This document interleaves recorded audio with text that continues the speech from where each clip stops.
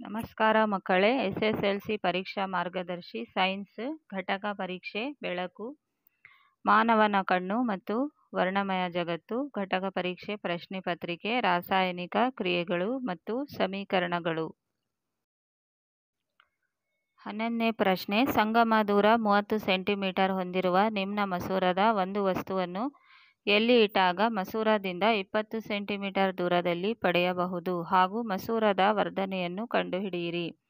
ಉತ್ತರ: ಸಂಗಮ ದೂರ F -30 centimetre, ಪ್ರತಿಬಿಂಬದ ದೂರ V -20 ಸೆಂಟಿಮೀಟರ್, ವಸ್ತು ದೂರ U (1/V - 1/U 1/F or 1/U 1/V - 1/F). 1/U 1/-20 - 1/-30 -1/20 + 1/30.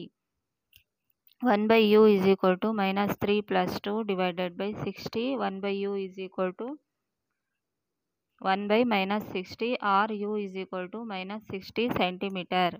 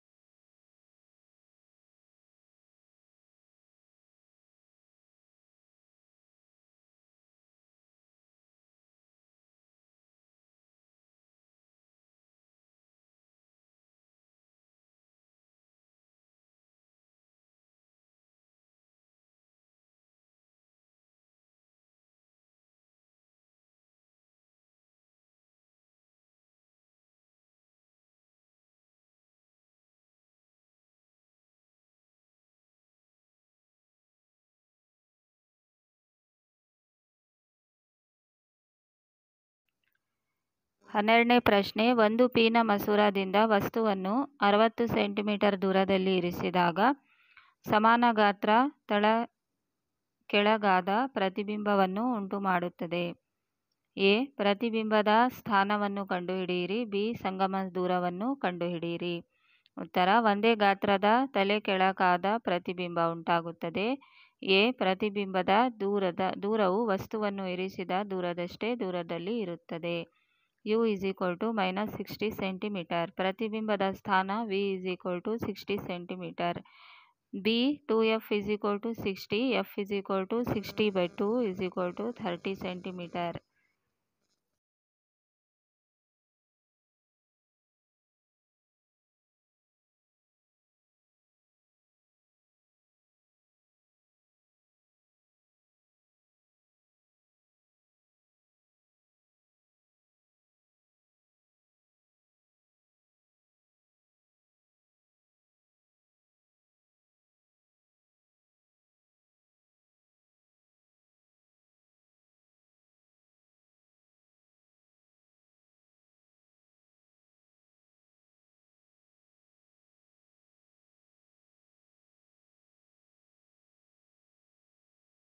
ಹದಿಮೂರನೇ ಪ್ರಶ್ನೆ. ಒಂದು ವಸ್ತುವನ್ನು ಪೀನ ದರ್ಪಣದಿಂದ 10 ಸೆಂಟಿಮೀಟರ್ ದೂರದಲ್ಲಿ ಇರಿಸಲಾಗಿದೆ.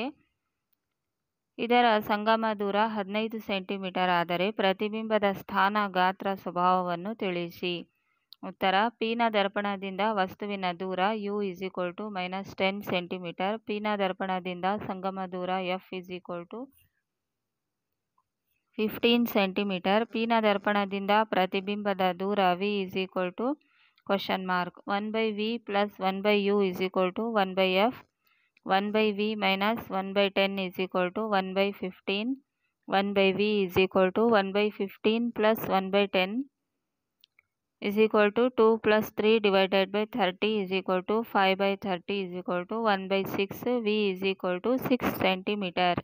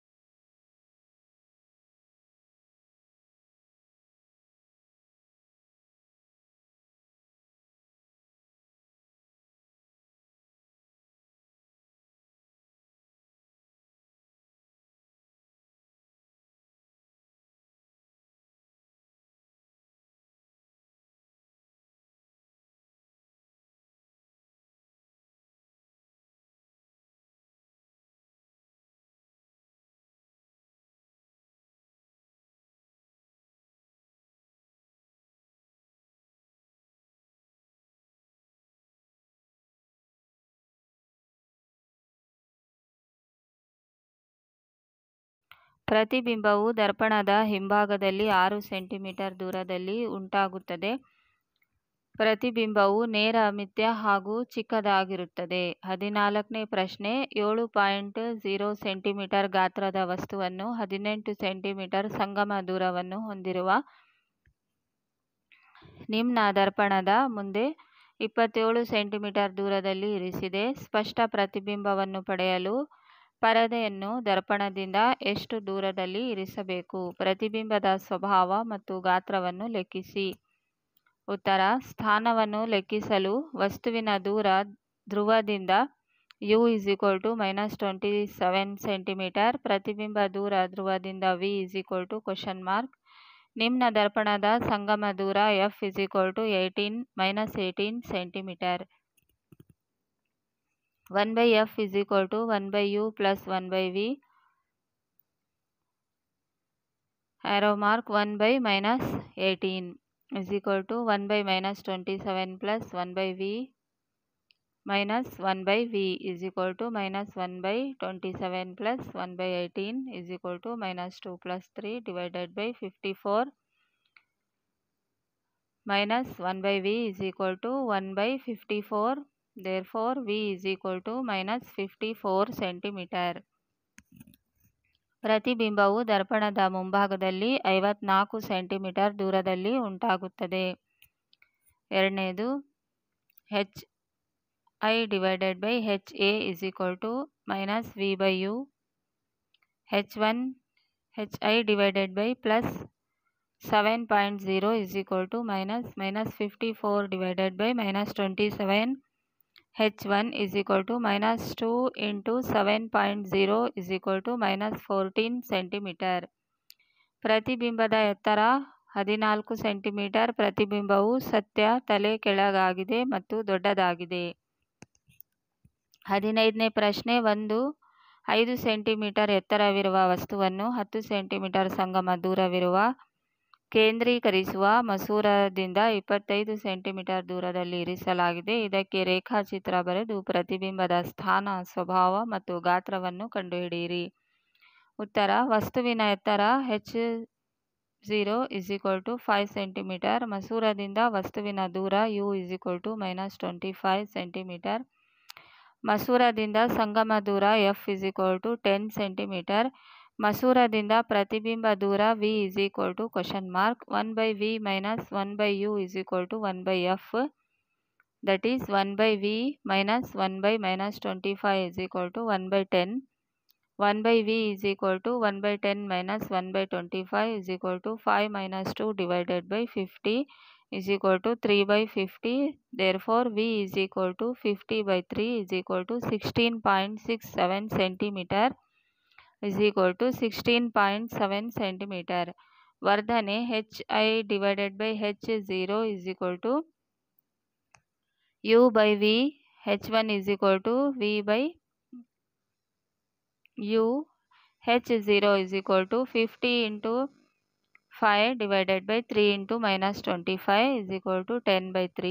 H1 -3.3 centimetre. ಸತ್ಯ ಮತ್ತು ತಲೆ ಕೆಳಗಾಗಿದೆ ಹಾಗೂ 3.3 ಸೆಂಟಿಮೀಟರ್ ಎತ್ತರದ ಪ್ರತಿಬಿಂಬವು ಮಸೂರದ ಇನ್ನೊಂದು ಬದಿಯಲ್ಲಿ 16.7 ಸೆಂಟಿಮೀಟರ್ ದೂರದಲ್ಲಿ ಉಂಟಾಗುತ್ತದೆ.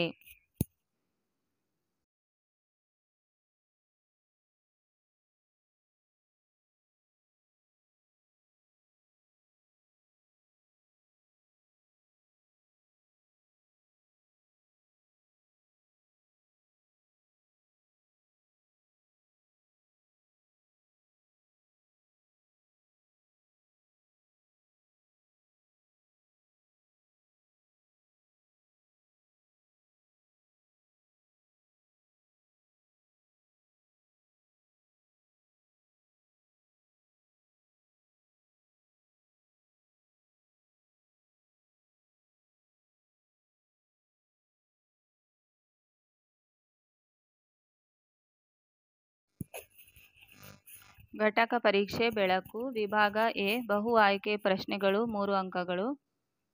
ಒಟ್ಟು ಅಂಕಗಳು 20. ಮೊದಲನೇ ಪ್ರಶ್ನೆ, ನಿರ್ವಾತದಲ್ಲಿ ಬೆಳಕಿನ ವೇಗ ಡ್ಯಾಶ್.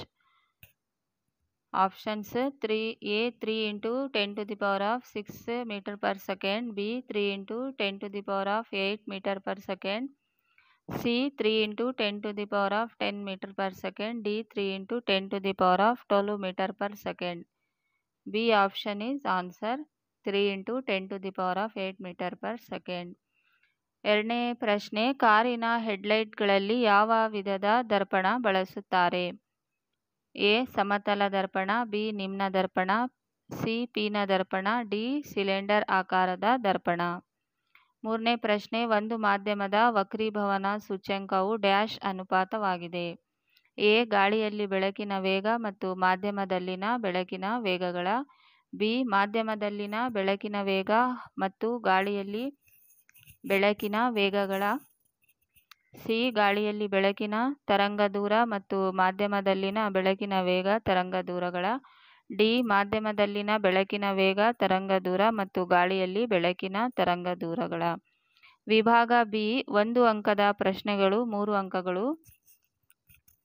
ನಾಲ್ಕನೇ ಪ್ರಶ್ನೆ, ನಿಮ್ನ ದರ್ಪಣದ ಪ್ರಧಾನ ಸಂಗಮ ಎಂದರೇನು? ಐದನೇ ಪ್ರಶ್ನೆ, ಸ್ನೆಲ್ನ ನಿಯಮವನ್ನು ತಿಳಿಸಿ. ಆರನೇ ಪ್ರಶ್ನೆ, ಸಮತಲ ದರ್ಪಣದಿಂದುಂಟಾಗುವ ವರ್ಧನೆ ಎಷ್ಟು? ವಿಭಾಗ ಸಿ 2 ಅಂಕದ ಪ್ರಶ್ನೆಗಳು 8 ಅಂಕಗಳು. ಏಳನೇ ಪ್ರಶ್ನೆ, ಪ್ರತಿಫಲನದ ನಿಯಮಗಳನ್ನು ತಿಳಿಸಿ.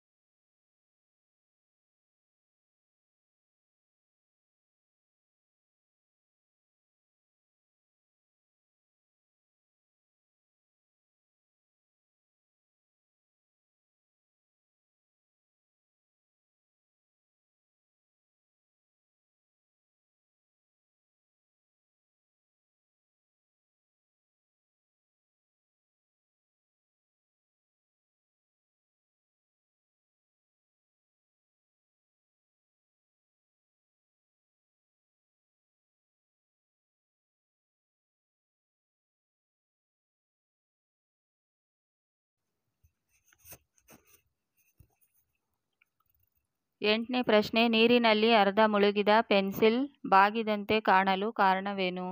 ಒಂಬತ್ತನೇ ಪ್ರಶ್ನೆ, ಸತ್ಯ ಮತ್ತು ಮಿಥ್ಯಾ ಪ್ರತಿಬಿಂಬಗಳ ವ್ಯತ್ಯಾಸ ಬರೆಯಿರಿ.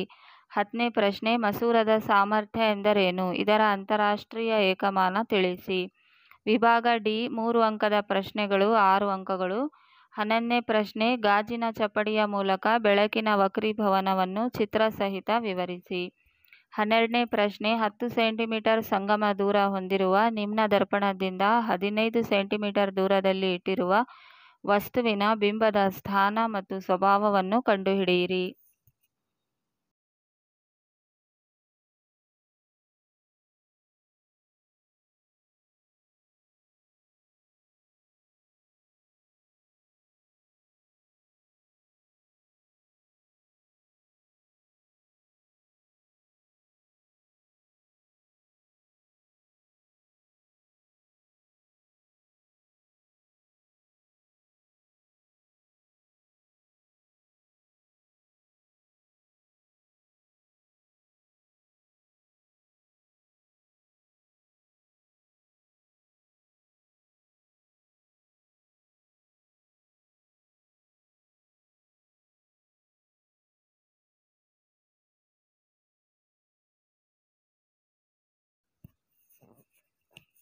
ಮಾನವನ ಕಣ್ಣು ಮತ್ತು ವರ್ಣಮಯ ಜಗತ್ತು. ಪಾಠದ ಸಾರಾಂಶ. ಮಾನವನ ಕಣ್ಣು ಒಂದು ಅತಿ ಸೂಕ್ಷ್ಮವಾದ ಜ್ಞಾನೇಂದ್ರಿಯವಾಗಿದೆ. ಇದು ದ್ಯುತಿ ಸಂವೇದಿ ಅಂಗವಾಗಿದ್ದು ನಮ್ಮ ಸುತ್ತಲಿನ ಜಗತ್ತನ್ನು ನೋಡಲು ಮತ್ತು ಬಣ್ಣಗಳನ್ನು ಗ್ರಹಿಸಲು ಸಹಾಯ ಮಾಡುತ್ತದೆ. ಕಣ್ಣು ತಲೆ ಬುರುಡೆಯ ಕುಹರದಲ್ಲಿದೆ. ಕಣ್ಣಿನ ಭಾಗಗಳು ಯಾವುದೆಂದರೆ ಕಾರ್ನಿಯಾ, ಐರಿಸ್, ಕಣ್ಣಿನ ಪಾಪೆ, ಮಸೂರ, ಅಕ್ಷಿಪಟಲ, ಚಾಕ್ಷುಷ ನರಗಳು, ಮೊದಲನೇದು ಕಾರ್ನಿಯಾ, ಕಣ್ಣಿನ ಉಬ್ಬಿದ ಮುಂಭಾಗದ ತೆಳುವಾದ ಪಾರದರ್ಶಕ ಪೊರೆ. ಎರಡನೇದು ಐರಿಸ್, ಕಪ್ಪಾದ ಸ್ನಾಯುಗಳ ಒಂದು ಪದರ. ಇದು ಪಾಪೆಯ ಗಾತ್ರವನ್ನು ಮೂರನೇದು ಕಣ್ಣಿನ ಪಾಪೆ, ಇದು ಬೆಳಕಿನ ಪ್ರಮಾಣವನ್ನು ನಿಯಂತ್ರಿಸುತ್ತದೆ. ನಾಲ್ಕನೇದು ಮಸೂರ, ಇದು ತಲೆ ಕೆಳಗಾದ ಸತ್ಯ ಪ್ರತಿಬಿಂಬವನ್ನು ಅಕ್ಷಿಪಟಲದ ಮೇಲೆ ಉಂಟು ಮಾಡುತ್ತದೆ. ಐದನೇದು ಅಕ್ಷಿಪಟಲ, ಪ್ರತಿಬಿಂಬ ಮೂಡುವ ಗ್ರಾಹಕ ಕೋಶಗಳಿರುವ ತೆಳು ಪರದೆ. ಆರನೇದು ಚಾಕ್ಷುಷನರ, ವಿದ್ಯುತ್ ಸಂಕೇತಗಳನ್ನು ಮೆದುಳಿಗೆ ಸಾಗಿಸುತ್ತದೆ. ದೂರದ ವಸ್ತುಗಳನ್ನು ನೋಡುವಾಗ ಸಿಲಿಯರಿ ಸ್ನಾಯುಗಳು ವಿಶ್ರಾಂತಗೊಂಡು ಮಸೂರವು ತೆಳ್ಳಗಾಗುತ್ತದೆ ಮತ್ತು ಸಂಗಮ ದೂರ ಹೆಚ್ಚಾಗುತ್ತದೆ. ಹತ್ತಿರದ ವಸ್ತುಗಳನ್ನು ನೋಡುವಾಗ ಸಿಲಿಯರಿ ಸ್ನಾಯುಗಳು ಕುಗ್ಗುತ್ತವೆ ಮತ್ತು ಮಸೂರದ ವಕ್ರತೆ ಹೆಚ್ಚಿ ದಪ್ಪವಾಗುತ್ತದೆ ಮತ್ತು ಸಂಗಮ ದೂರ ಕಡಿಮೆಯಾಗುತ್ತದೆ. ಹೀಗೆ ಕಣ್ಣುಗಳು ಹೊಂದಾಣಿಕೆ ಸಾಧಿಸುತ್ತವೆ. ದೃಷ್ಟಿ ದೋಷಗಳು ಮತ್ತು ಪರಿಹಾರ. ಮೊದಲನೇದು ಸಮೀಪ ದೃಷ್ಟಿ. ಸಮೀಪದ ವಸ್ತುಗಳನ್ನು ಸ್ಪಷ್ಟವಾಗಿ ನೋಡಬಹುದು, ದೂರದ ವಸ್ತುಗಳನ್ನು ಸ್ಪಷ್ಟವಾಗಿ ನೋಡಲು ಸಾಧ್ಯವಿಲ್ಲ. ಪರಿಹಾರ: ಸೂಕ್ತ ಸಾಮರ್ಥ್ಯ ನಿಮ್ನ ಮಸೂರ ಬಳಸುವುದು. ಎರಡನೇದು ದೂರದೃಷ್ಟಿ. ದೂರದ ವಸ್ತುಗಳನ್ನು ಸ್ಪಷ್ಟವಾಗಿ ನೋಡಬಹುದು, ಆದರೆ ಹತ್ತಿರದ ವಸ್ತುಗಳನ್ನು ನೋಡಲು ಸಾಧ್ಯವಿಲ್ಲ. ಪರಿಹಾರ: ಸೂಕ್ತ ಸಾಮರ್ಥ್ಯದ ಪೀನ ಮಸೂರ ಬಳಸುವುದು. ಮೂರನೇದು ಪ್ರಿಸ್ಬಯೋಪಿಯಾ. ಕಣ್ಣಿನ ಮಸೂರ ಸ್ಥಿತಿ ಸ್ಥಾಪಕತೆ ಕಳೆದುಕೊಂಡು ಹತ್ತಿರ ಮತ್ತು ದೂರದ ವಸ್ತುಗಳನ್ನು ಸ್ಪಷ್ಟವಾಗಿ ನೋಡಲು ಸಾಧ್ಯವಿಲ್ಲ. ಪರಿಹಾರ: ದ್ವಿಸಂಗಮ ಮಸೂರಗಳ ಬಳಕೆ. ವರ್ಣ ವಿಭಜನೆ. ಬಿಳಿಯ ಬಣ್ಣವು ಅದರ ವಿಭಿನ್ನ ಬಣ್ಣಗಳ ಘಟಕಗಳಾಗಿ ವಿಭಜನೆ ಹೊಂದುವುದನ್ನು ಬೆಳಕಿನ ವರ್ಣ ವಿಭಜನೆ ಎನ್ನುತ್ತೇವೆ. ಬೆಳಕಿನ ಕಿರಣದ ವರ್ಣಮಯ ಘಟಕಗಳ ಪಟ್ಟಿಯನ್ನು ರೋಹಿತ ಎಂದು ಕರೆಯುತ್ತೇವೆ. ಭೂಮಿಯು ವಾಯುಮಂಡಲದಲ್ಲಿ ಬೆಳಕಿನ ವಕ್ರೀಭವನ ಕಂಡುಬರುವ ವಿದ್ಯಮಾನಗಳು ಯಾವುದೆಂದರೆ ಕಾಮನಬಿಲ್ಲು ಉಂಟಾಗುವುದು, ನಕ್ಷತ್ರಗಳು ಮಿನುಗುವುದು, ನಕ್ಷತ್ರಗಳ ತೋರಿಕೆಯ ಸ್ಥಾನ ಗೋಚರ ಸ್ಥಾನಕ್ಕಿಂತ ಬೇರೆಯಾಗಿರುವುದು, ವಿಳಂಬಿತ ಸೂರ್ಯಾಸ್ತ, ಶೀಘ್ರ ಸೂರ್ಯೋದಯ.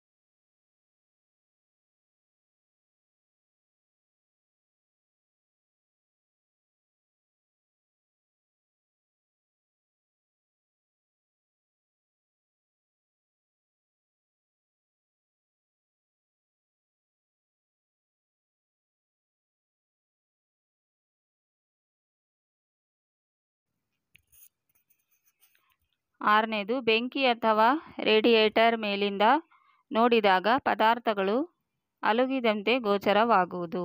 1 ಅಂಕದ ಪ್ರಶ್ನೆಗಳು. 1. ಕಣ್ಣಿನ ಹೊಂದಾಣಿಕೆ ಎಂದರೇನು? ಕಣ್ಣಿನ ಮಸೂರದ ಸಂಗಮ ದೂರವನ್ನು ಹೊಂದಾಣಿಕೆ ಮಾಡುವ ಕಣ್ಣಿನ ಮಸೂರದ ಸಾಮರ್ಥ್ಯವನ್ನು ಕಣ್ಣಿನ ಹೊಂದಾಣಿಕೆ ಎನ್ನುತ್ತೇವೆ. ಎರಡನೇದು ಟೆಂಡಾಲ್ ಪರಿಣಾಮ ಎಂದರೇನು? ಕಲ್ಲಿನ ಪದಾರ್ಥಗಳಿಂದ ಬೆಳಕು ಚದುರುವ ವಿದ್ಯಮಾನವನ್ನು ಟೆಂಡಾರ್ ಪರಿಣಾಮ ಎನ್ನುತ್ತೇವೆ.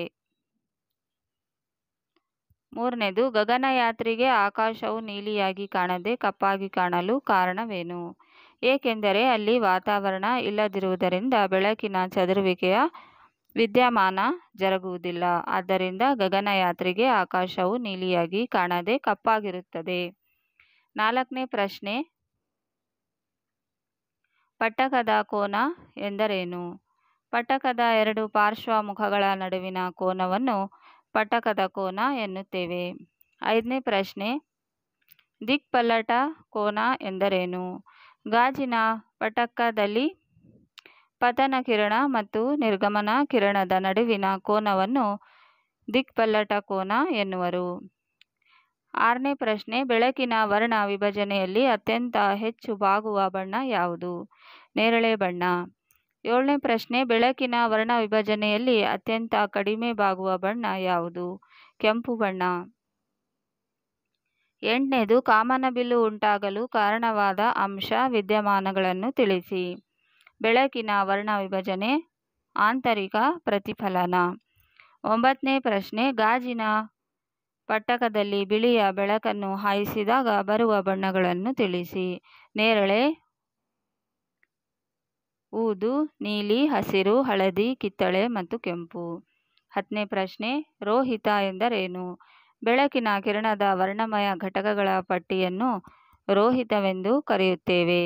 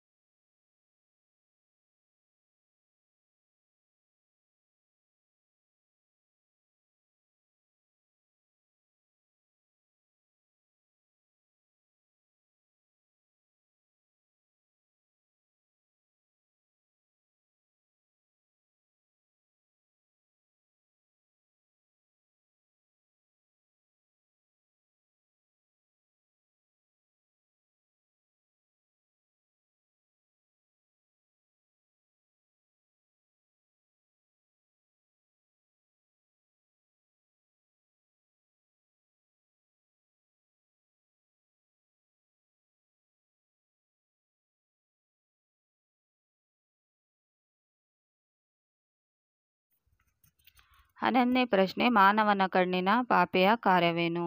ಕಣ್ಣಿನೊಳಗೆ ಪ್ರವೇಶಿಸುವ ಬೆಳಕಿನ ಪ್ರಮಾಣವನ್ನು ಕಣ್ಣಿನ ಪಾಪೆ ನಿಯಂತ್ರಿಸುತ್ತದೆ. 12ನೇ ಪ್ರಶ್ನೆ, ಚಂದ್ರನ ಮೇಲ್ಮೈನಿಂದ ಆಕಾಶವನ್ನು ನೋಡಿದಾಗ ಅದು ಕಪ್ಪಾಗಿ ಕಾಣುತ್ತದೆ. ಏಕೆ? ಏಕೆಂದರೆ ಸ್ವಲ್ಪವೇ ನೀಲಿ ಮತ್ತು ನೇರಳೆ ಬಣ್ಣಗಳು ಚದುರುತ್ತವೆ. ಎಲ್ಲ ಬಣ್ಣಗಳು ಚಂದ್ರನಲ್ಲಿರುವ ವಾತಾವರಣದಿಂದ ಹೀರಲ್ಪಡುತ್ತವೆ. ಎಲ್ಲ ಬಣ್ಣಗಳು ಚದುರಿ ಹೋಗುತ್ತವೆ. ಬೆಳಕನ್ನು ಚದುರಿಸಲು ಅಗತ್ಯವಿರುವ ವಾತಾವರಣದ ಕಣಗಳು ಇರುವುದಿಲ್ಲ. 13ನೇ ಪ್ರಶ್ನೆ, ಕೊನೆಯ ಬೆಂಚಿನಲ್ಲಿ ಕುಳಿತಿರುವ ಒಬ್ಬ ವಿದ್ಯಾರ್ಥಿ ಕಪ್ಪು ಹಲಗೆಯ ಬರಹವನ್ನು ಓದಲು ಕಷ್ಟಪಡುತ್ತಾನೆ. ಆ ವಿದ್ಯಾರ್ಥಿಗೆ ಯಾವ ದೃಷ್ಟಿದೋಷ ಇದೆ? ಅದನ್ನು ಹೇಗೆ ಸರಿಪಡಿಸಬಹುದು? ಆ ವಿದ್ಯಾರ್ಥಿಗೆ ಸಮೀಪ ದೃಷ್ಟಿದೋಷ ಇದೆ. ಸೂಕ್ತ ಸಾಮರ್ಥ್ಯ ಹೊಂದಿದ ನಿಮ್ನ ಮಸೂರ ಉಪಯೋಗಿಸಿ ಸರಿಪಡಿಸಬಹುದು. 14ನೇ ಪ್ರಶ್ನೆ, ಶುಭ್ರ ಆಕಾಶ ನೀಲಿ ಬಣ್ಣದಲ್ಲಿ ಕಾಣಲು ಕಾರಣವೇನು? ಸೂರ್ಯನ ಬೆಳಕು ವಾಯುಮಂಡಲ ಪ್ರವೇಶಿಸಿದಾಗ ಗಾಳಿಯಲ್ಲಿರುವ ಅತಿ ಸಣ್ಣ ಕಣಗಳು ನೀಲಿ ಬಣ್ಣ ಕಡಿಮೆ ತರಂಗಾಂತರವನ್ನು ತೀವ್ರವಾಗಿ ಚದುರಿಸುತ್ತವೆ. ಚದುರಿದ ನೀಲಿ ಬಣ್ಣ ನಮ್ಮ ಕಣ್ಣನ್ನು ತಲುಪುತ್ತದೆ. 15ನೇ ಪ್ರಶ್ನೆ, ಟ್ರಾಫಿಕ್ ಸಂಕೇತಗಳಲ್ಲಿ ವಾಹನಗಳನ್ನು ನಿಲ್ಲುವಂತೆ ಸೂಚಿಸಲು ಕೆಂಪು ಬಣ್ಣದ ದೀಪವನ್ನು ಉಪಯೋಗಿಸಲಾಗುತ್ತದೆ. ಏಕೆ? ಏಕೆಂದರೆ ಉಳಿದ ಬಣ್ಣಗಳಿಗೆ ಹೋಲಿಸಿದರೆ ಕೆಂಪು ಬಣ್ಣವು ಕಡಿಮೆ ಚದುರುತ್ತದೆ. 16ನೇ ಪ್ರಶ್ನೆ, ಕಣ್ಣಿನ ಮಸೂರವು ಅಕ್ಷಿಪಟಲದ ಮೇಲೆ ಉಂಟುಮಾಡುವ ಪ್ರತಿಬಿಂಬದ ಲಕ್ಷಣ ತಿಳಿಸಿ ಮತ್ತು ಸತ್ಯ ಮತ್ತು ತಲೆ ಕೆಳಗು. 17ನೇ ಪ್ರಶ್ನೆ, ಮಾನವನ ಕಣ್ಣಿನಲ್ಲಿ ಕಣ್ಣನ್ನು ಪ್ರವೇಶಿಸುವ ಬೆಳಕಿನ ಪ್ರಮಾಣವನ್ನು ನಿಯಂತ್ರಿಸುವ ಕಣ್ಣಿನ ಭಾಗ ಯಾವುದು? ಪಾಪೆ. 18ನೇ ಪ್ರಶ್ನೆ, ಚಂದ್ರನ ಮೇಲ್ಮೈನಿಂದ ಆಕಾಶವನ್ನು ನೋಡಿದಾಗ ಅದು ಕಪ್ಪಾಗಿ ಕಾಣುತ್ತದೆ. ಕಾರಣವೇನು? ಏಕೆಂದರೆ ಬೆಳಕನ್ನು ಚದುರಿಸಲು ಅಗತ್ಯವಿರುವ ವಾತಾವರಣದ ಕಣಗಳು ಇರುವುದಿಲ್ಲ. 19ನೇ ಪ್ರಶ್ನೆ, ಅಪಾಯ ಸಂಕೇತ ದೀಪಗಳು ಕೆಂಪು ಬಣ್ಣದಲ್ಲಿ ಇರುತ್ತವೆ. ಕಾರಣವೇನು? ಏಕೆಂದರೆ ಕೆಂಪು ಬಣ್ಣವು ಮಂಜು ಮತ್ತು ಹೊಗೆಯಿಂದ ಕನಿಷ್ಠ ಚದುರುತ್ತದೆ. ಆದ್ದರಿಂದ ದೂರದಿಂದಲೂ ಅದೇ ಬಣ್ಣ ಕಾಣಬಹುದು. 20ನೇ ಪ್ರಶ್ನೆ, ಕಣ್ಣಿನ ಅಕ್ಷಿಪಟಲ ರೆಟಿನಾ ಕಾರ್ಯವೇನು? ಕಣ್ಣಿನಲ್ಲಿ ಪ್ರತಿಬಿಂಬವನ್ನು ಉಂಟುಮಾಡುತ್ತದೆ.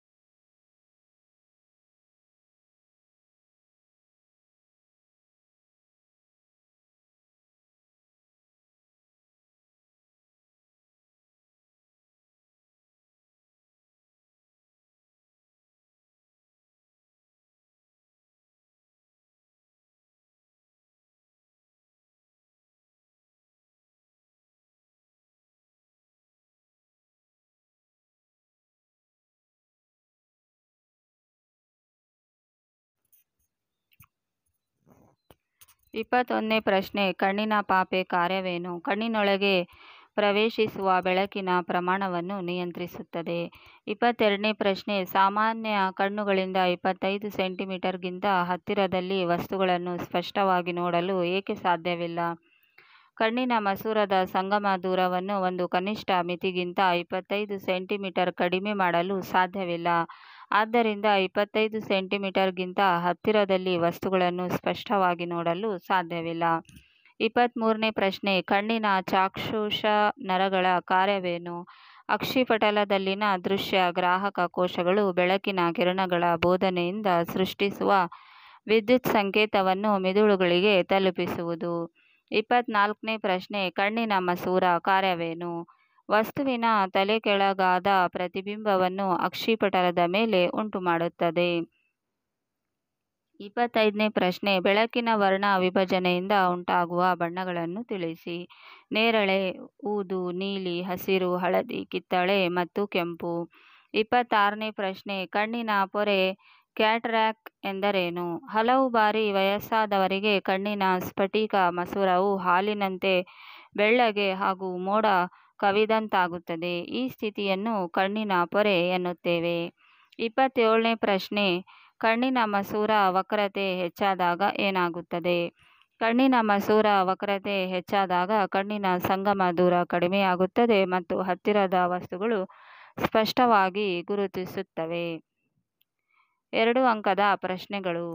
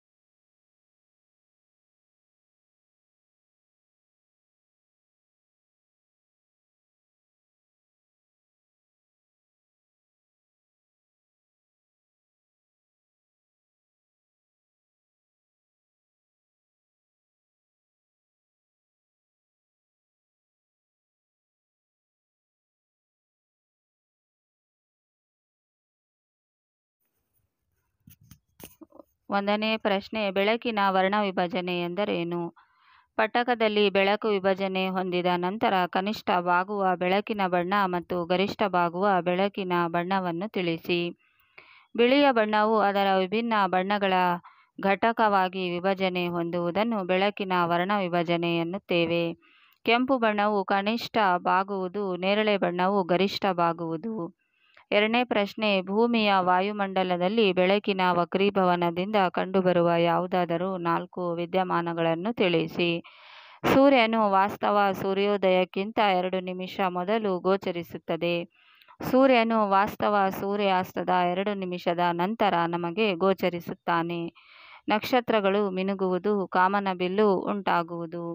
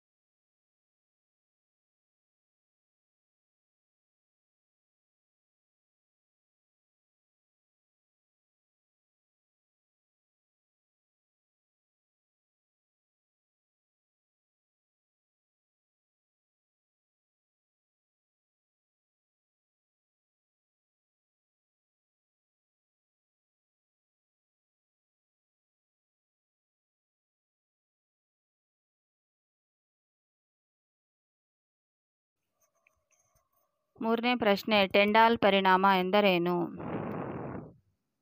ಕಣ್ಣಿನ ಪದಾರ್ಥಗಳಿಂದ ಬೆಳಕಿನ ಚದುರುವಿಕೆಯ ವಿದ್ಯಮಾನವನ್ನು ಟೆಂಡಾಲ್ ಪರಿಣಾಮ ಎನ್ನುತ್ತೇವೆ.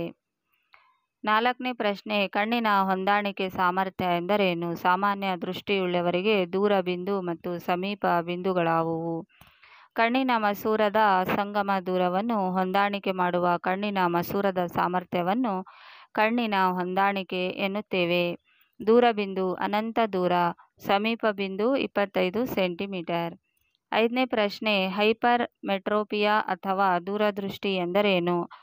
ಅದನ್ನು ಸರಿಪಡಿಸಲು ಬಳಸುವ ಮಸೂರದ ವಿಧವನ್ನು ಹೆಸರಿಸಿ. ದೂರದೃಷ್ಟಿ ಹೊಂದಿದ ವ್ಯಕ್ತಿ ದೂರದ ವಸ್ತುಗಳನ್ನು ಸ್ಪಷ್ಟವಾಗಿ ನೋಡಲು ಸಾಧ್ಯವಿದೆ, ಆದರೆ ಹತ್ತಿರದ ವಸ್ತುಗಳನ್ನು ಸ್ಪಷ್ಟವಾಗಿ ನೋಡಲು ಸಾಧ್ಯವಿಲ್ಲ. ಈ ದೋಷವನ್ನು ಸೂಕ್ತ ಸಾಮರ್ಥ್ಯವುಳ್ಳ ಪೀನ ಮಸೂರದ ಸಹಾಯದಿಂದ ಸರಿಪಡಿಸಬಹುದು. 6ನೇ ಪ್ರಶ್ನೆ, ಮಯೋಪಿಯಾ ಸಮೀಪ ದೃಷ್ಟಿ ಎಂದರೇನು? ಇದನ್ನು ಸರಿಪಡಿಸಲು ಉಪಯೋಗಿಸುವ ಮಸೂರವನ್ನು ಹೆಸರಿಸಿ. ಸಮೀಪ ದೃಷ್ಟಿ ಹೊಂದಿರುವ ವ್ಯಕ್ತಿ ಸಮೀಪದ ವಸ್ತುಗಳನ್ನು ಸ್ಪಷ್ಟವಾಗಿ ನೋಡಲು ಸಾಧ್ಯವಿದೆ, ಆದರೆ ದೂರದ ವಸ್ತುಗಳನ್ನು ಸ್ಪಷ್ಟವಾಗಿ ನೋಡಲು ಸಾಧ್ಯವಿಲ್ಲ. ಸೂಕ್ತ ಸಾಮರ್ಥ್ಯವುಳ್ಳ ನಿಮ್ನ ಮಸೂರದ ಸಹಾಯದಿಂದ ಸರಿಪಡಿಸಬಹುದು. 7ನೇ ಪ್ರಶ್ನೆ, ಸಮೀಪ ದೃಷ್ಟಿ ಮತ್ತು ದೂರದೃಷ್ಟಿಗೆ ಕಾರಣಗಳನ್ನು ತಿಳಿಸಿ.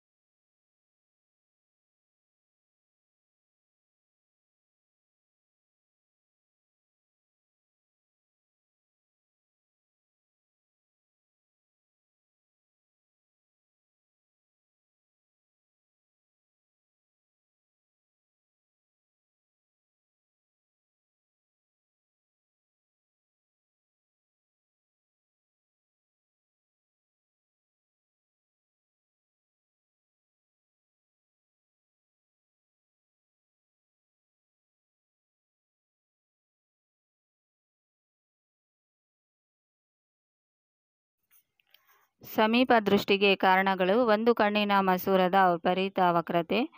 ಕಣ್ಣುಗುಡ್ಡೆಯು ಸಹಜ ಸ್ಥಿತಿಗಿಂತ ಉದ್ದವಾಗಿರುವುದು. ದೂರದೃಷ್ಟಿಗೆ ಕಾರಣಗಳು: ಕಣ್ಣಿನ ಮಸೂರದ ಸಂಗಮ ದೂರವು ಉದ್ದವಾಗಿರುವುದು. ಕಣ್ಣುಗುಡ್ಡೆಯು ಅತಿ ಚಿಕ್ಕದಾಗಿರುವುದು. 8ನೇ ಪ್ರಶ್ನೆ, ಪ್ರಿಸ್ಟೋಯೋಪಿಯಾ ಎಂದರೇನು? ಇದನ್ನು ಹೇಗೆ ಸರಿಪಡಿಸಬಹುದು? ವಯಸ್ಸಾದಂತೆ ಕಣ್ಣಿನ ಹೊಂದಾಣಿಕೆಯ ಸಾಮರ್ಥ್ಯ ಕಡಿಮೆಯಾಗಿ ಸಮೀಪ ಬಿಂದುವು ಕ್ರಮೇಣ ದೂರ ಸರಿಯುತ್ತದೆ. ಅಂತಹವರು ಹತ್ತಿರದ ವಸ್ತುಗಳನ್ನು ಆರಾಮದಾಯಕವಾಗಿ ಮತ್ತು ಸ್ಪಷ್ಟವಾಗಿ ನೋಡಲು ಸಾಧ್ಯವಿಲ್ಲ. ಈ ದೋಷವನ್ನು ಪ್ರಿಸ್ಟಯೋಪಿಯಾ ಎನ್ನುತ್ತೇವೆ. ಪರಿಹಾರ: ದ್ವಿಸಂಗಮ ದೂರದ ಮಸೂರಗಳನ್ನು ಬಳಸುವುದು. 9ನೇ ಪ್ರಶ್ನೆ, ನಕ್ಷತ್ರಗಳು ಮಿನುಗುವುದೇಕೆ?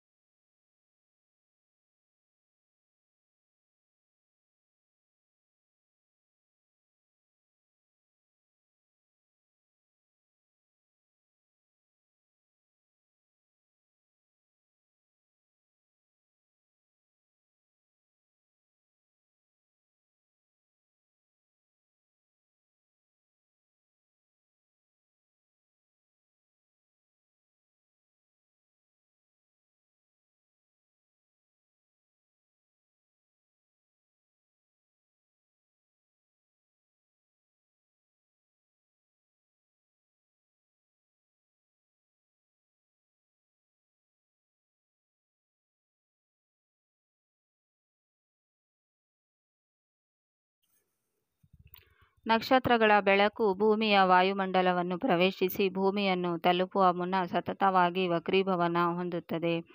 ನಕ್ಷತ್ರಗಳಿಂದ ಬರುವ ಬೆಳಕಿನ ಕಿರಣಗಳ ಹಾದಿಯು ಸ್ವಲ್ಪ ಮಟ್ಟಿಗೆ ಬದಲಾಗುವುದರಿಂದ ನಕ್ಷತ್ರಗಳ ತೋರಿಕೆಯ ಸ್ಥಾನದಲ್ಲಿ ಸ್ಥಿತ್ಯಂತರವಾಗುತ್ತದೆ ಮತ್ತು ಕಣ್ಣನ್ನು ಪ್ರವೇಶಿಸುವ ನಕ್ಷತ್ರಗಳ ಬೆಳಕು ಮಿನುಗುತ್ತದೆ. 10ನೇ ಪ್ರಶ್ನೆ, ಗ್ರಹಗಳು ಏಕೆ ಮಿನುಗುವುದಿಲ್ಲ ಎಂದು ವಿವರಿಸಿ. ಗ್ರಹಗಳು ಭೂಮಿಗೆ ಬಹು ಹತ್ತಿರದಲ್ಲಿವೆ ಮತ್ತು ವಿಸ್ತರಿಸಿದ ಬೆಳಕಿನ ಮೂಲಗಳಂತೆ ಕಾಣುತ್ತವೆ. ಆದರೆ ಎಲ್ಲ ಬಿಂದುಗಳಿಂದ ನಮ್ಮ ಕಣ್ಣನ್ನು ತಲುಪುವ ಬೆಳಕಿನ ವ್ಯತ್ಯಾಸವು ಎಲ್ಲ ಬಿಂದುಗಳ ಬೆಳಕಿನ ಸರಾಸರಿಗೆ ಹತ್ತಿರವಾಗುತ್ತದೆ. ಇದರಿಂದಾಗಿ ಗ್ರಹಗಳು ಮಿನುಗುವುದಿಲ್ಲ. 11ನೇ ಪ್ರಶ್ನೆ, ಸೂರ್ಯನು ಮುಂಜಾನೆ ಕೆಂಪಾಗಿರಲು ಕಾರಣವೇನು? ಸೂರ್ಯನ ಬೆಳಕು ನಮ್ಮ ಕಣ್ಣನ್ನು ತಲುಪುವ ಮೊದಲು ದಿಗಂತದ ಸಮತಲದಲ್ಲಿನ ಸಮೀಪದಲ್ಲಿನ ಗಾಳಿಯ ದಪ್ಪ ಪದರದಲ್ಲಿ ಹಾಗೂ ಹೆಚ್ಚು ದೂರ ವಾಯುಮಂಡಲದಲ್ಲಿ ಹಾದು ಹೋಗುತ್ತದೆ. ದಿಗಂತದ ಬಿಳಿ ಕಣಗಳಿಂದ ಹೆಚ್ಚಿನ ನೀಲಿ ಬೆಳಕು ಮತ್ತು ಕಡಿಮೆ ತರಂಗ ದೂರದ ಬೆಳಕು ಚದುರಿ ಹೋಗುತ್ತದೆ. ಆದ್ದರಿಂದ ನಮ್ಮ ಕಣ್ಣನ್ನು ತಲುಪುವ ಬೆಳಕು ಹೆಚ್ಚು ತರಂಗ ದೂರ ಉಳ್ಳದ್ದಾಗಿರುತ್ತದೆ. ಆದ್ದರಿಂದ ಸೂರ್ಯ ಕೆಂಪು ಬಣ್ಣದಿಂದ ಕಾಣುತ್ತದೆ.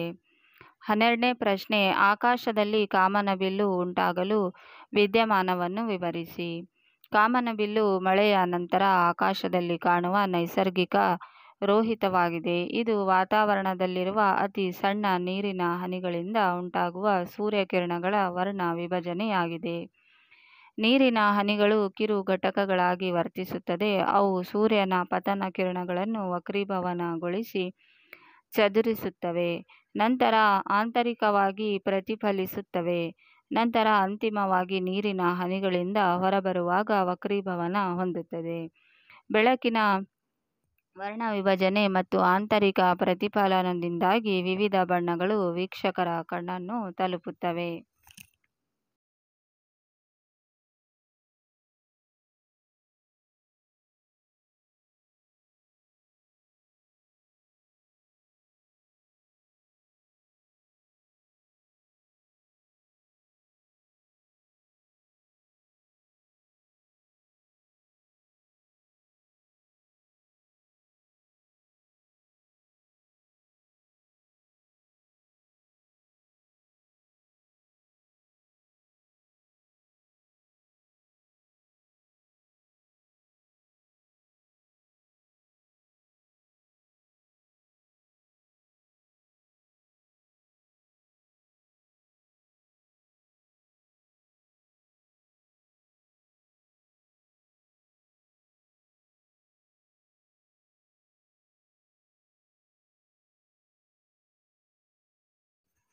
ಹದಿಮೂರನೇ ಪ್ರಶ್ನೆ, ಬಿಳಿ ಬೆಳಕಿನಲ್ಲಿ 7 ಬಣ್ಣಗಳಿವೆ ಎಂಬುದನ್ನು ನಿರ್ಧರಿಸಲು ನ್ಯೂಟನ್ ಮಾಡಿದ ಪ್ರಯೋಗವನ್ನು ವಿವರಿಸಿ.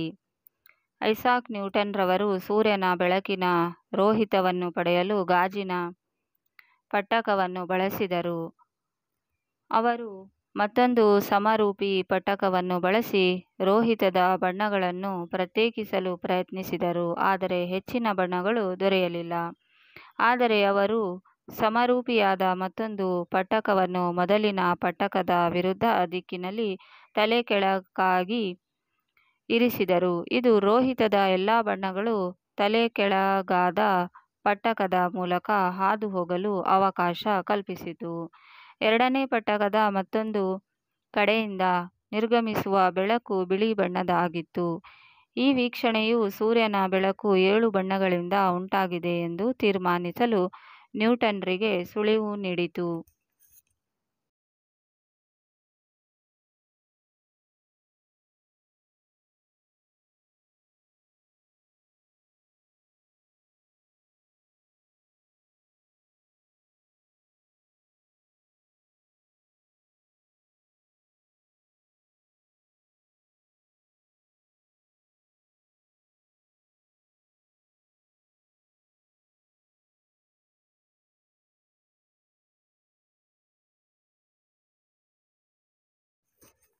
ಹದಿನಾಲ್ಕನೇ ಪ್ರಶ್ನೆ, ಸೂರ್ಯೋದಯದ ಕಾಲದಲ್ಲಿ ಸೂರ್ಯನು ಕೆಂಪಾಗಿ ಆದರೆ ಮಧ್ಯಾಹ್ನದಲ್ಲಿ ಬೆಳ್ಳಗೆ ಕಾಣಲು ಕಾರಣಗಳನ್ನು ವಿವರಿಸಿ. ಸೂರ್ಯನ ಬೆಳಕು ನಮ್ಮ ಕಣ್ಣನ್ನು ತಲುಪುವ ಮೊದಲು ದಿಗಂತದ ಸಮತಲದ ಸಮೀಪದಲ್ಲಿನ ಗಾಳಿಯ ದಪ್ಪ ಪದರದಲ್ಲಿ ಹಾಗೂ ಹೆಚ್ಚು ದೂರ ವಾಯುಮಂಡಲದಲ್ಲಿ ಹಾದು ಹೋಗುತ್ತದೆ. ದಿಗಂತದ ಬಿಳಿ ಕಣಗಳಿಂದ ಹೆಚ್ಚಿನ ಬೆಳಕು ಮತ್ತು ಕಡಿಮೆ ತರಂಗ ದೂರದ ಬೆಳಕು ಚದುರಿ ಹೋಗುತ್ತದೆ. ಆದ್ದರಿಂದ ನಮ್ಮ ಕಣ್ಣನ್ನು ತಲುಪುವ ಬೆಳಕು ಹೆಚ್ಚು ತರಂಗ ದೂರ ಉಳ್ಳದ್ದಾಗಿದೆ. ಆದ್ದರಿಂದ ಸೂರ್ಯನು ಕೆಂಪು ಬಣ್ಣದಿಂದ ಕಾಣುತ್ತಾನೆ. ಅದಾಗಿ ಮಧ್ಯಾಹ್ನದಲ್ಲಿ ನೆತ್ತಿಯ ಮೇಲಿನ ಸೂರ್ಯನ ಬೆಳಕು ನಮ್ಮ ಕಣ್ಣು ತಲುಪಲು ಕಡಿಮೆ ದೂರವನ್ನು ಪ್ರಯಾಣಿಸುತ್ತದೆ. ಮಧ್ಯಾಹ್ನದ ಸಮಯ ಸೂರ್ಯನು ಬೆಳ್ಳಗೆ ಕಾಣುತ್ತಾನೆ, ಏಕೆಂದರೆ ಸ್ವಲ್ಪವೇ ನೀಲಿ ಮತ್ತು ನೇರಳೆ ಬಣ್ಣಗಳು ಚದುರುತ್ತವೆ.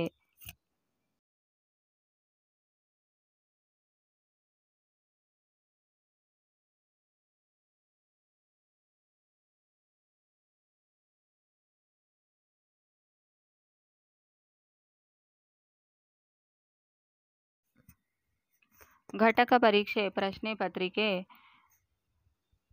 ಬಹು ಆಯ್ಕೆ ಪ್ರಶ್ನೆಗಳು. 1ನೇ ಪ್ರಶ್ನೆ, ಮಾನವನ ಕಣ್ಣಿನಲ್ಲಿ ವಸ್ತುವಿನ ಪ್ರತಿಬಿಂಬವನ್ನುಂಟು ಮಾಡುವ ಭಾಗ ಎ ವರ್ಣಪಟಲ, ಬಿ ಅಕ್ಷಿಪಟಲ, ಸಿ ಪಾಪೆ, ಡಿ ಕಾರ್ನಿಯಾ. 2ನೇ ಪ್ರಶ್ನೆ, ಕಣ್ಣಿನ ಮಸೂರದ ಸಂಗಮ ದೂರದ ಬದಲಾವಣೆಯಾಗುವ ಕ್ರಿಯೆಗೆ ಕಾರಣ ಎ ವರ್ಣಪಟಲ, ಬಿ ಅಕ್ಷಿಪಟಲ, ಸಿ ಸಿಲಿಯರಿ ತಂತುಗಳು, ಡಿ ಕಾರ್ನಿಯಾ. 2ನೇ ಮೇನ್ 1 ಅಂಕದ ಪ್ರಶ್ನೆಗಳು. 3ನೇ ಪ್ರಶ್ನೆ, ಕಣ್ಣಿನ ಪೊರೆ ಎಂದರೇನು? 4ನೇದು, ಗಗನಯಾತ್ರಿಗೆ ಆಕಾಶ ಕಪ್ಪಾಗಿ ಕಾಣಲು ಕಾರಣವೇನು? 3ನೇ ಮೇನ್ 2 ಅಂಕದ ಪ್ರಶ್ನೆಗಳು. 5ನೇ ಪ್ರಶ್ನೆ, ಟಿಂಡಾಲ್ ಪರಿಣಾಮಕ್ಕೆ 2 ಉದಾಹರಣೆ ನೀಡಿ. 6ನೇ ಪ್ರಶ್ನೆ, ಆಕಾಶದಲ್ಲಿ ಕಾಮನಬಿಲ್ಲು ಉಂಟಾಗುವ ವಿದ್ಯಮಾನವನ್ನು ವಿವರಿಸಿ.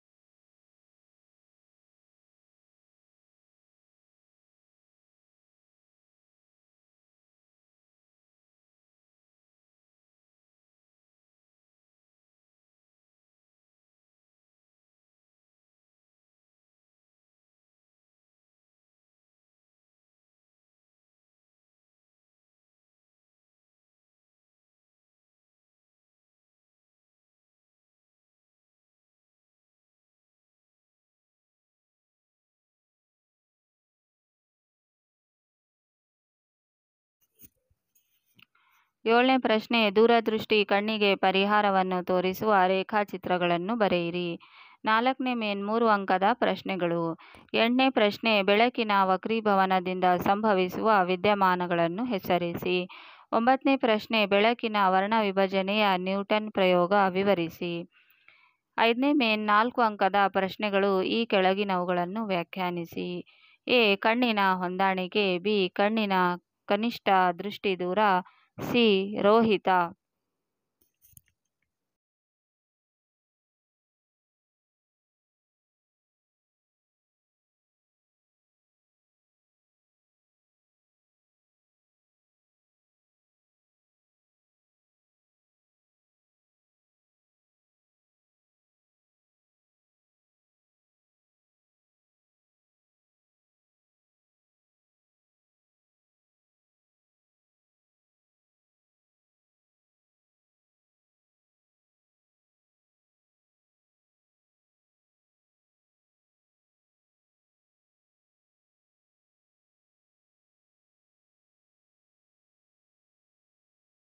ಡಿ ಟಿಂಡಾಲ್ ಪರಿಣಾಮ.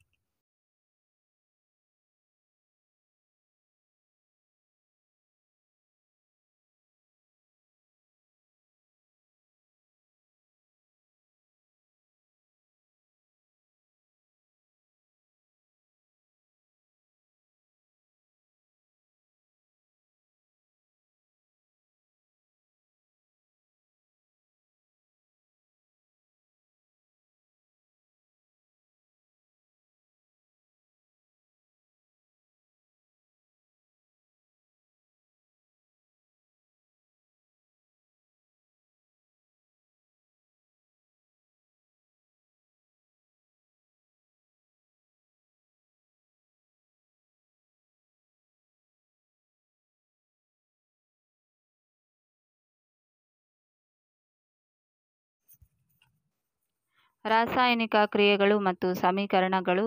ಮುಖ್ಯ ಅಂಶಗಳು: ಮೊದಲನೇದು, ರಾಶಿ ಸಂರಕ್ಷಣಾ ನಿಯಮದ ಪ್ರಕಾರ ರಾಶಿಯನ್ನು ಸೃಷ್ಟಿಸಲು ಅಥವಾ ಲಯಗೊಳಿಸಲು ಸಾಧ್ಯವಿಲ್ಲದ ಕಾರಣ ರಾಸಾಯನಿಕ ಸಮೀಕರಣವನ್ನು ಸರಿದೂಗಿಸುವ ಅವಶ್ಯಕತೆ ಇದೆ.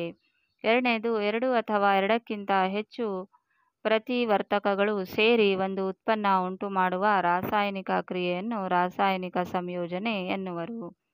ಮೂರನೇದು, ಒಂದು ಪ್ರತಿವರ್ತಕವು ವಿಭಜಿಸಿ ಎರಡು ಅಥವಾ ಎರಡಕ್ಕಿಂತ ಹೆಚ್ಚು ಉತ್ಪನ್ನಗಳನ್ನು ಉಂಟುಮಾಡುವ ಕ್ರಿಯೆಯನ್ನು ರಾಸಾಯನಿಕ ವಿಭಜನೆ ಎನ್ನುವರು.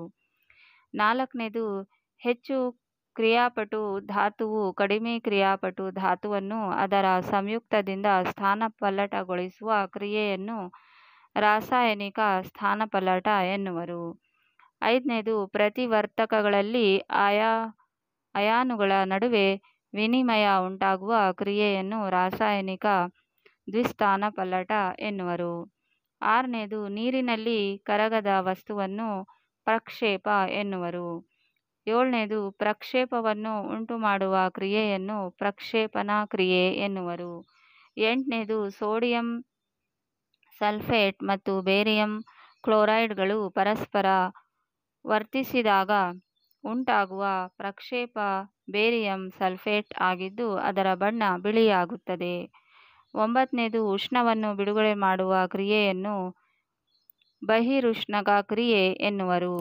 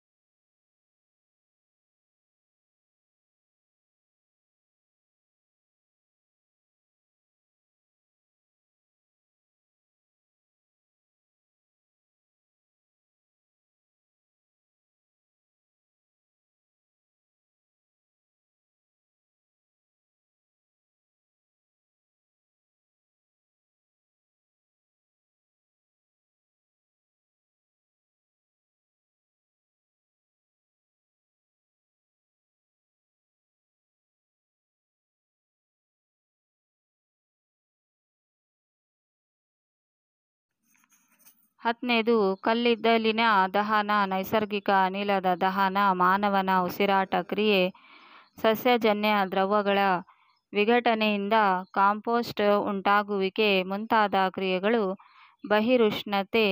ಬಹಿರುಷ್ಣಕ ಕ್ರಿಯೆಗಳಿಗೆ ಉದಾಹರಣೆಗಳಾಗಿವೆ.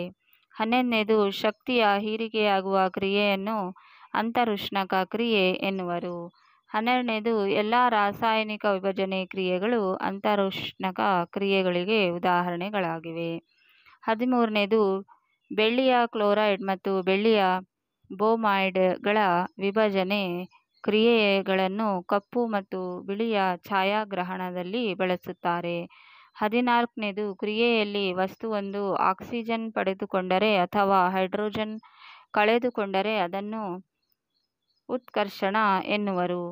15ನೇದು, ಕ್ರಿಯೆಯಲ್ಲಿ ವಸ್ತುವೊಂದು ಆಕ್ಸಿಜನ್ ಕಳೆದುಕೊಂಡರೆ ಅಥವಾ ಹೈಡ್ರೋಜನ್ ಪಡೆದುಕೊಂಡರೆ ಅದನ್ನು ಅಪಕರ್ಷಣ ಎನ್ನುವರು.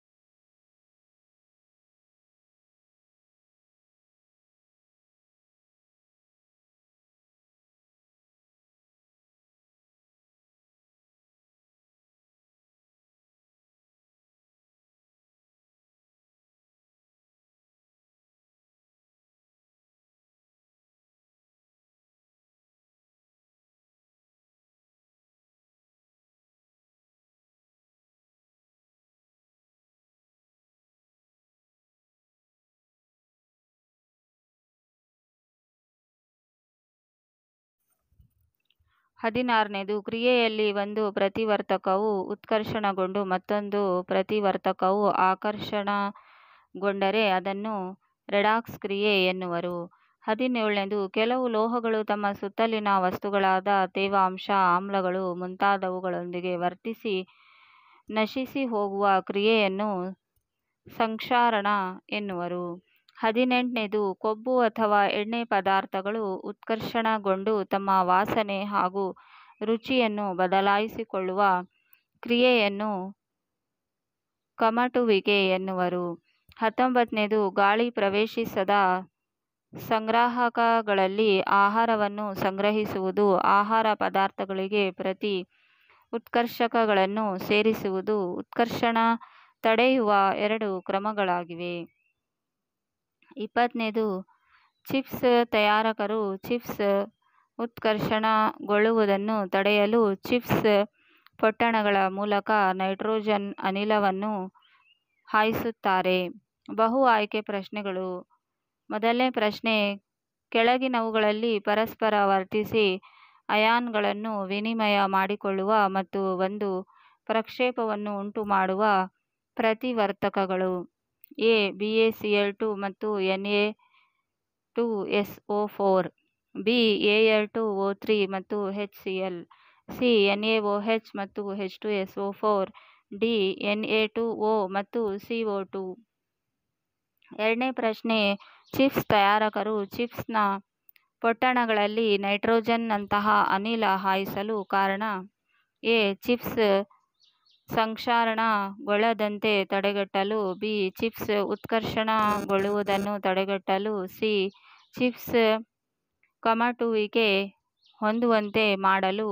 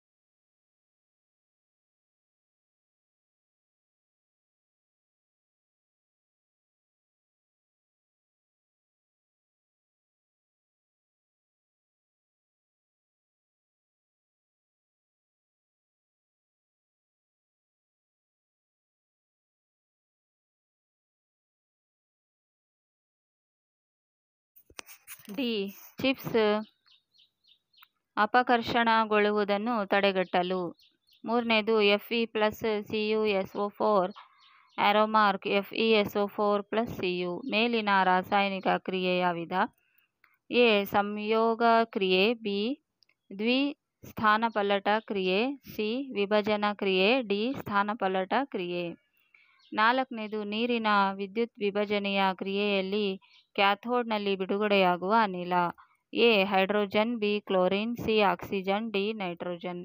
ಐದನೇದು ತಾಮ್ರದ ಸಲ್ಫೇಟ್ ದ್ರಾವಣದಿಂದ ತಾಮ್ರವನ್ನು ಸ್ಥಾನಪಲ್ಲಟಗೊಳಿಸುವ ಲೋಹ.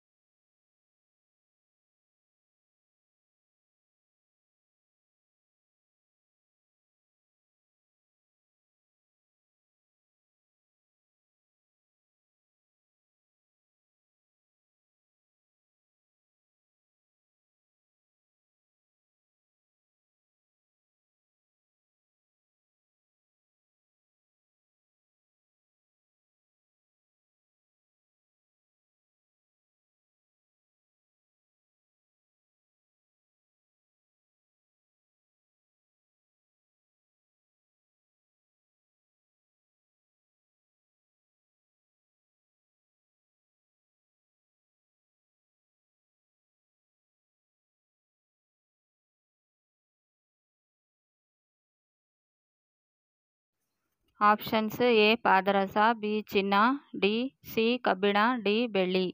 1 ಅಂಕದ ಪ್ರಶ್ನೆಗಳು.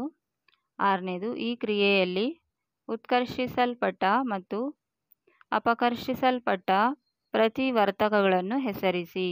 CuO plus H2 Cu plus H2O. ಉತ್ಕರ್ಷಿಸಲ್ಪಟ್ಟ ಪ್ರತಿವರ್ತಕ H2, ಅಪಕರ್ಷಿಸಲ್ಪಟ್ಟ ಪ್ರತಿವರ್ತಕ CuO. 7ನೇದು, ಚಿಪ್ಸ್ ತಯಾರಕರು ಚಿಪ್ಸ್ನ ಪೊಟ್ಟಣಗಳಲ್ಲಿ ನೈಟ್ರೋಜನ್ ನಂತಹ ಅನಿಲ ಹಾಯಿಸುತ್ತಾರೆ ಏಕೆ? ಚಿಪ್ಸ್ ಉತ್ಕರ್ಷಣಗೊಳ್ಳುವುದನ್ನು ತಡೆಗಟ್ಟಲು. 8ನೇದು, ಈ ಕ್ರಿಯೆಯಲ್ಲಿ ಉತ್ಕರ್ಷಿಸಲ್ಪಟ್ಟ ಮತ್ತು ಅಪಕರ್ಷಿಸಲ್ಪಟ್ಟ ಪ್ರತಿವರ್ತಕಗಳನ್ನು ಹೆಸರಿಸಿ.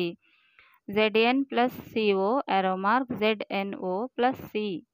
ಉತ್ಕರ್ಷಿಸಲ್ಪಟ್ಟ ಪ್ರತಿವರ್ತಕ Zn, ಅಪಕರ್ಷಿಸಲ್ಪಟ್ಟ ಪ್ರತಿವರ್ತಕ CO.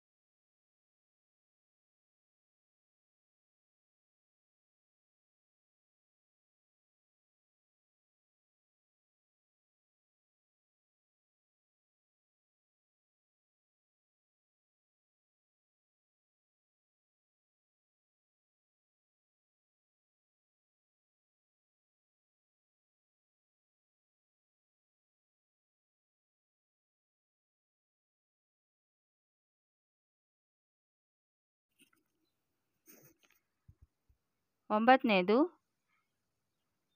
ಕ್ಯಾಲ್ಸಿಯಂ ಆಕ್ಸೈಡ್ ನೀರಿನೊಂದಿಗೆ ವರ್ತಿಸಿದಾಗ ಉತ್ಪತ್ತಿಯಾಗುವ ಉತ್ಪನ್ನವನ್ನು ಹೆಸರಿಸಿ. ಕ್ಯಾಲ್ಸಿಯಂ ಹೈಡ್ರಾಕ್ಸೈಡ್ ಅಥವಾ ಅರಳಿದ ಸುಣ್ಣ CaOH2. 2 ಅಂಕದ ಪ್ರಶ್ನೆಗಳು. 10ನೇದು, ಸೀಸದ ನೈಟ್ರೇಟನ್ನು ಕಾಯಿಸಿದಾಗ ಬಿಡುಗಡೆಯಾಗುವ ಕಂದು ಬಣ್ಣದ ಧೂಮವನ್ನು ಹೆಸರಿಸಿ. ಈ ಕ್ರಿಯೆಗೆ ಸರಿದೂಗಿಸಿದ ಸಮೀಕರಣವನ್ನು ಬರೆಯಿರಿ.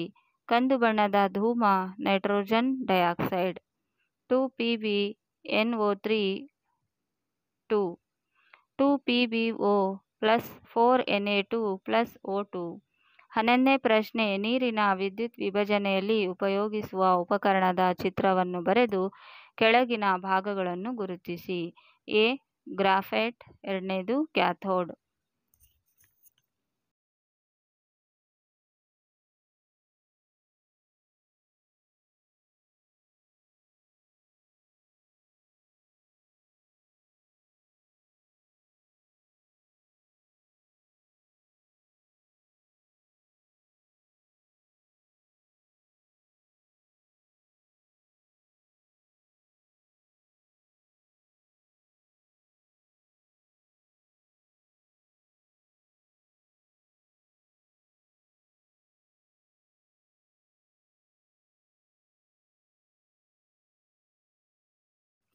ಹನ್ನೆರಡನೇ ಪ್ರಶ್ನೆ, ಕ್ಯಾಲ್ಸಿಯಂ ಕಾರ್ಬೋನೇಟನ್ನು ಕಾಯಿಸಿದಾಗ ಕ್ಯಾಲ್ಸಿಯಂ ಆಕ್ಸೈಡ್ ಮತ್ತು ಕಾರ್ಬನ್ ಡೈಆಕ್ಸೈಡ್ ಬಿಡುಗಡೆಯಾಗುತ್ತದೆ.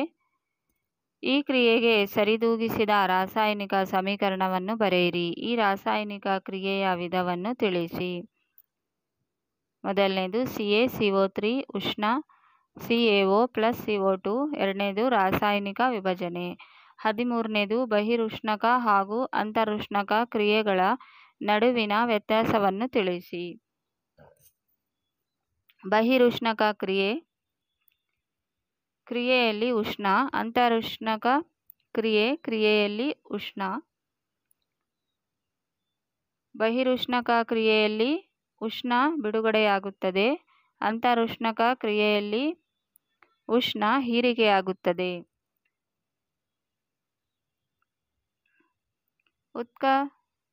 ಉತ್ಕರ್ಷಣ ಹಾಗೂ ಅಪಕರ್ಷಣ ಕ್ರಿಯೆಗಳ ನಡುವಿನ ವ್ಯತ್ಯಾಸವನ್ನು ತಿಳಿಸಿ.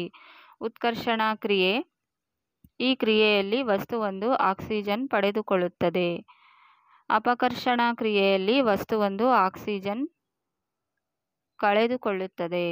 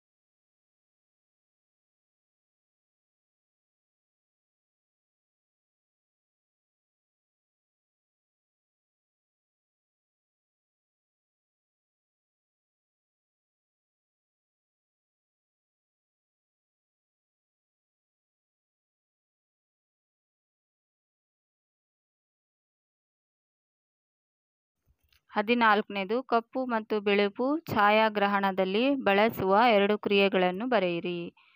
ಮೊದಲನೇದು 2AgCl ಸೂರ್ಯನ ಬೆಳಕು 2Ag + Cl2. ಎರಡನೇದು 2AgBr ಸೂರ್ಯನ ಬೆಳಕು 2Ag + Br2. 3 ಅಂಕದ ಪ್ರಶ್ನೆಗಳು. 15ನೇದು ಅಲ್ಯೂಮಿನಿಯಂ ಸಲ್ಫೇಟ್ನೊಂದಿಗೆ ಬೇರಿಯಂ ಕ್ಲೋರೈಡ್ ವರ್ತನೆಯು ಯಾವ ವಿಧದ ರಾಸಾಯನಿಕ ಕ್ರಿಯೆಗೆ ಉದಾಹರಣೆಯಾಗಿದೆ, ಏಕೆ? ಈ ಕ್ರಿಯೆಗೆ ಸರಿದೂಗಿಸಿದ ಸಮೀಕರಣವನ್ನು ಬರೆಯಿರಿ. ಮೊದಲನೇದು ರಾಸಾಯನಿಕ ದ್ವಿಸ್ಥಾನಪಲ್ಲಟ ಅಥವಾ ರಾಸಾಯನಿಕ ದ್ವಿವಿಭಜನೆ. ಎರಡನೇದು Al2SO4 3 + 3BaCl2 3BaSO4 + 2AlCl2. 16ನೇದು ಈ ಕೆಳಗಿನ ಕ್ರಿಯೆಗಳಿಗೆ ಸರಿದೂಗಿಸಿದ ಸಮೀಕರಣಗಳನ್ನು ಬರೆಯಿರಿ.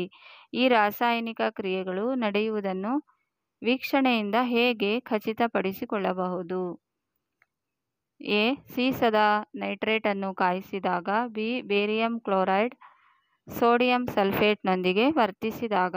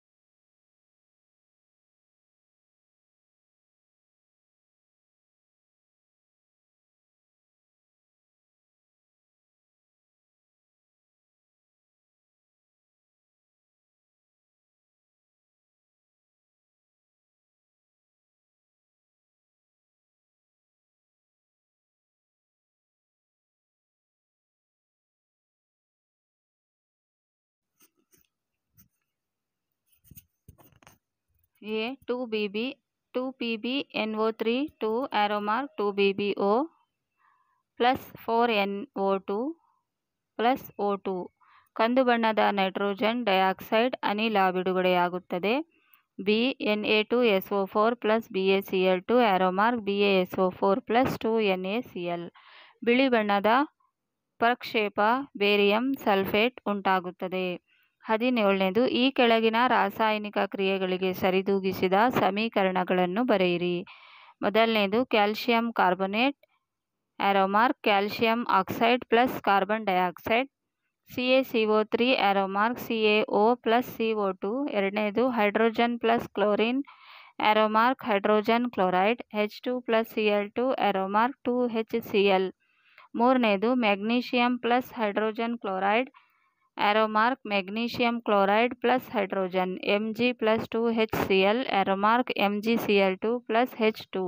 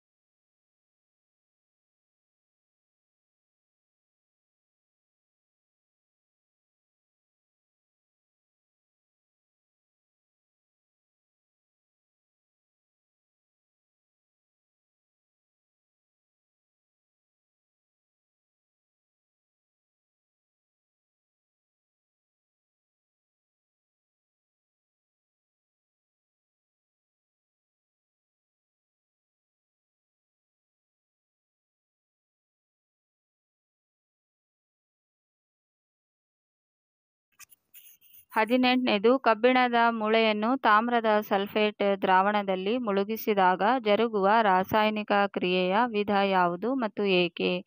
ಈ ರಾಸಾಯನಿಕ ಕ್ರಿಯೆಗೆ ಸರಿದೂಗಿಸಿದ ಸಮೀಕರಣವನ್ನು ಬರೆಯಿರಿ. ರಾಸಾಯನಿಕ ಸ್ಥಾನಪಲ್ಲಟ.